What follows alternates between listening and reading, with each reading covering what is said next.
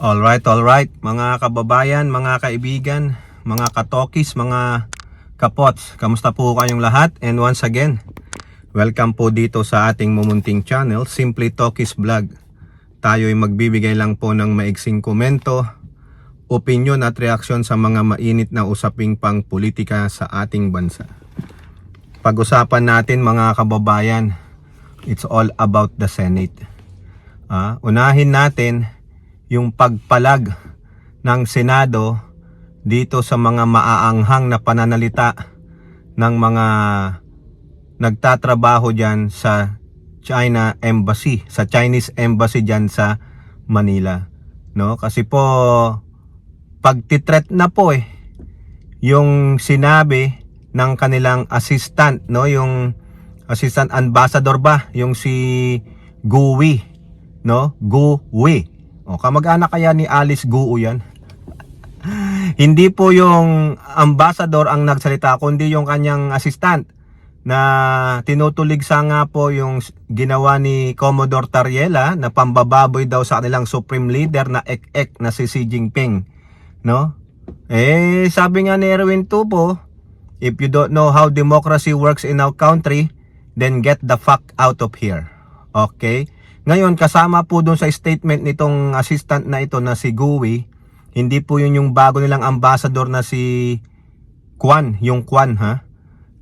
May pagbabanta po ng parang lulusubin daw tayo. Parang hahagisan tayo ng bala. May threat po Yun ang hindi nakita nung ilang mga senador na hindi pumirma dyan sa resolusyon na ginawa noong Lunes nung nag-open yung plenaryo. Hindi nyo binasa ng buo yung statement ng assistant na yon na sinasabing it will dealt accordingly, parang tinitret tayo na sige, ulit-ulitin nyo, titirahin na namin kayo. Parang ganun po no? May armas na parang lalaglagan namin kayo ng bomba. Nananakot ang gago. O kasi ganun po yung ugali nila. They cannot take the hit, no? Kasi nga sa bansa nila may suppression of freedom and rights. Ganun po sa China, na bawal po magsalita ka laban sa kanila, lalo na sa gobyerno. Otherwise, dadamputin ka, warrantless arrest yan, ikukulong ka at alam mo na. Tingnan nyo na lang yung history nila. Okay? Ngayon po, aside sa merong resolution condemning the verbal attack of this mga freaking idiot na mga komunistang Chekwa, meron pong suggestion dyan si Senator Jinggoy Estrada na siyang parte ng minority, pero nag-iisang pumirma from the minority na mga DDS senator dyan sa resolution na yan. At least may paninindigan siya. Hindi niya po kinampihan yung mga kasama niya sa minority. At siya pa ang nagpanukala na sinasuggest niya na i-persona ng grata itong mga leader ng mga nandyan sa China Embassy. Sabi naman ni Tito Soto, we will look forward to it. Persona ng grata. I-expel nyo yan. Dahil ang gusto niya manahimik tayo. Ang gusto itong mga gunggong na ito na mga ambassador at assistant nila, gawin tayong tuta nila, maging sunod-sunuran tayo sa kanila. Hoy! Wala kayong karapatan. Ang sabi nga, if you cannot take the heat, get out of the kitchen. Umalis kayo. That's how democracy works in our country. Yung ang Pangulong Marcos namin mga kapwa Pilipino, kung ano-anong pinaggagawang karikature, bangag, kung ano-ano, binababoy ang imahe ng Pangulo. Pero wala. That's how democracy. Okay, depende na dun sa Pangulo kung magdidemanda siya. Pero ang sabi ng Supreme Court, nagpaalala sa mga public officials na huwag kayong balat sibuyas. As long na hindi naman sila tumatawid doon sa red line of suppressing your, yung binababoy na kayo talaga ng husto. Yan, talagang pambababoy sa Pangulong Marcos. Nakita nyo yung pinaggagawa ng mga DD-shit, pero okay lang. Diba? Pero kayo, mga Chekwa, tinamaan yung inyong supreme leader, hindi naman binaboy yung larawan Totoo naman yung depiction ni Tariela. Ba't kay galit na galit? O di ba kasi the truth hurts. Kaya yan po, no? Ako po, mag-agree ako dyan sa panukalan na ipersona ng grata itong ambassador ng Chekwa, nakakampi ng mga didishit, at yung isa niyang assistant. O lahat sila. Ha? Di ba? Nakakasira kayo lalo. O, ngayon, kung pagagalitan si Tariela, ay hindi. Di ako papayag na masanksyon si Tariela ng gobyerno.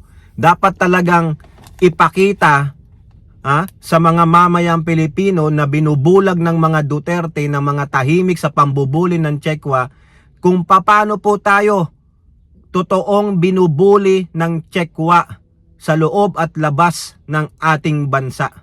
Lalong-lalo na yung kinakasapitan ng mga mangingisda natin dyan sa West Philippine Sea.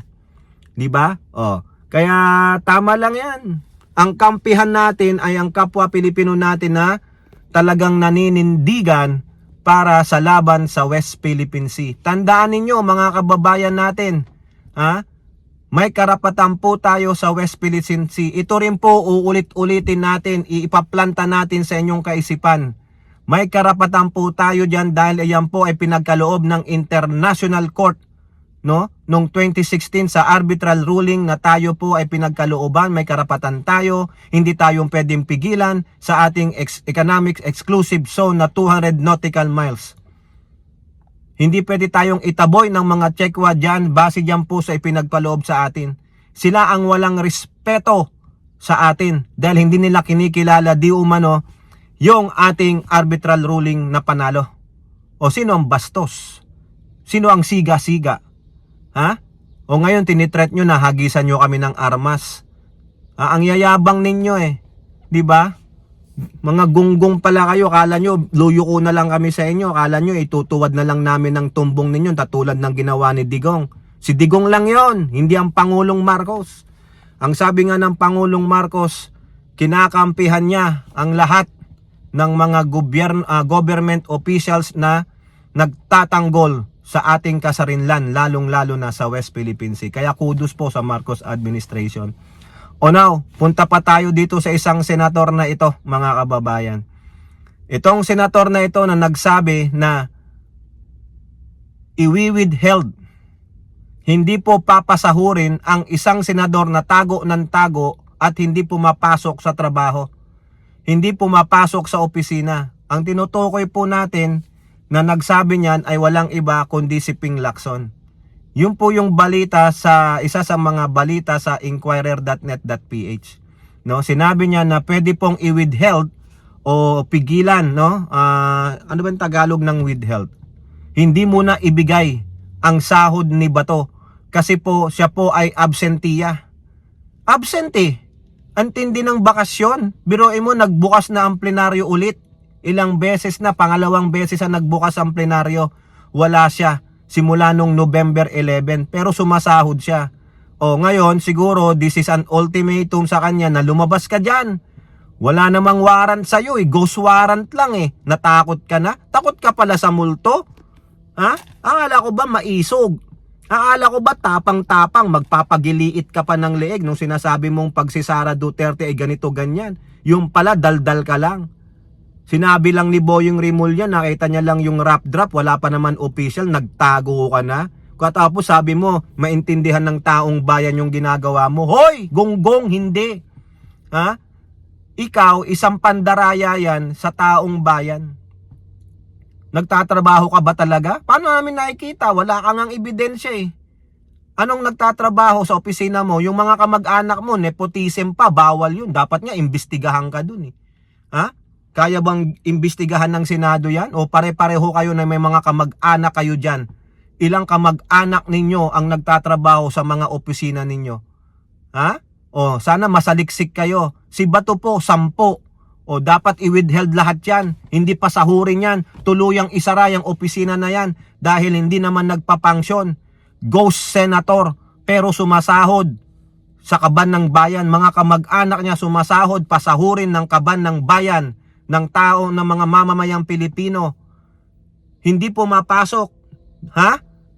Nakakahiya ka sa ordinaryong Pilipino na nagpapakahirap pumasok sa kanilang mga trabaho. Hindi wag kayong maniwala sa sinasabi ni Robin na hindi naman porket may Senate building lagi kang nandun. Hoy, gonggong. Ano pala ang purpose ng Senate building? 'Di ba? Ano pala ang purpose ng eskwelahan? Ano ang purpose ng mga opisina?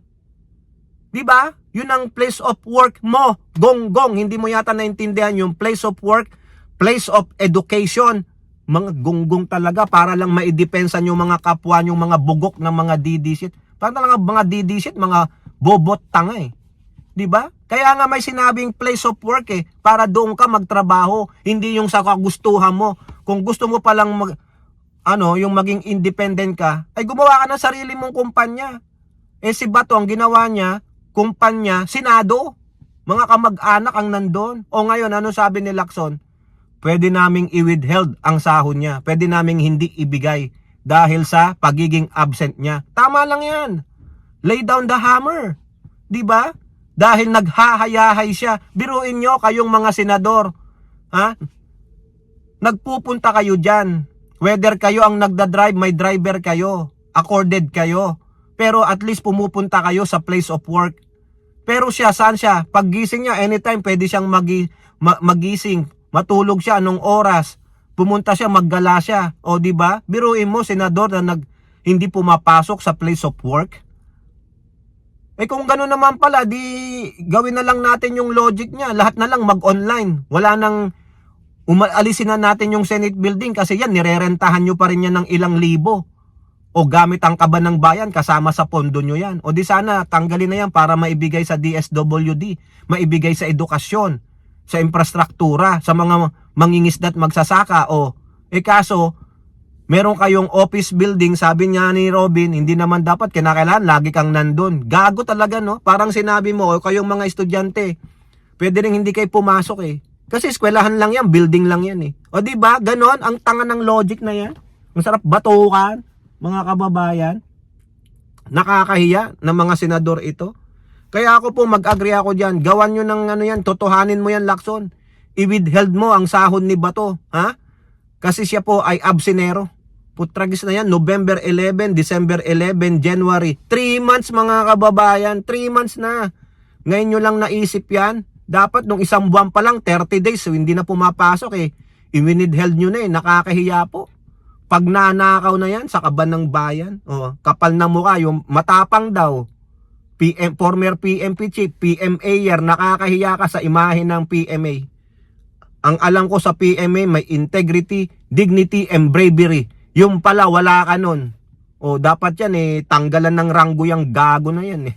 Di ba nakakahiya po?